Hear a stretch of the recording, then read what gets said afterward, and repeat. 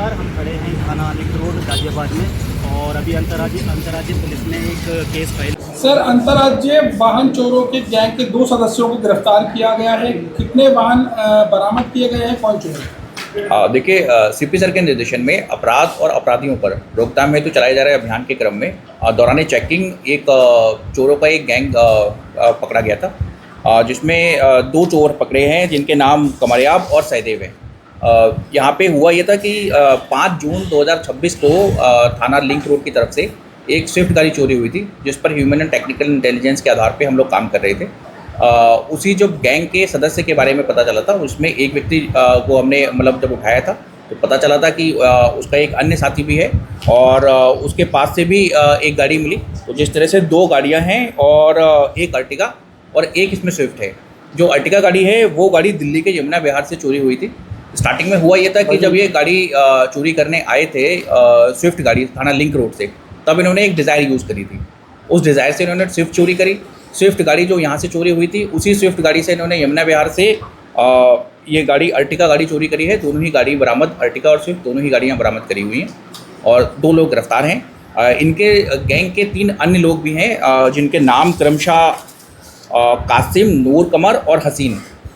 ये लोग वांछित हैं। शीघ्र इनकी भी गिरफ्तारी करी जाएगी और दोनों जो गिरफ्तारशुदा व्यक्ति हैं, इनके ऊपर एक जो कमरयाब है उसके ऊपर 1 दर्जन से ज़्यादा मुकदमे हैं, जिसमें 2 मुकदमे यूपी से हैं और बाकी के 9 मुकदमे दिल्ली से हैं। जो सहदेव है उसका एक और अच्छा आपराधिक इतिहास है, जिसके ऊपर करीब 28 से 30 मुकदमे के बारे में अभी तक हम संज्ञानित हो चुके हैं। अन्य राज्यों में और कितने मुकदमे इनके ऊपर हैं और कौन कौन लोग हैं उसके बारे में विवेचना प्रचलित है।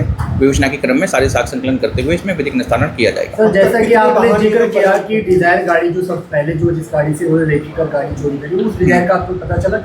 वो डिजायर गाड़ी जो पता चला है कि वो नूर कमर जो सहारनपुर का रहने वाला है उसके पास है, जैसा कि इन लोगों ने भी बताया।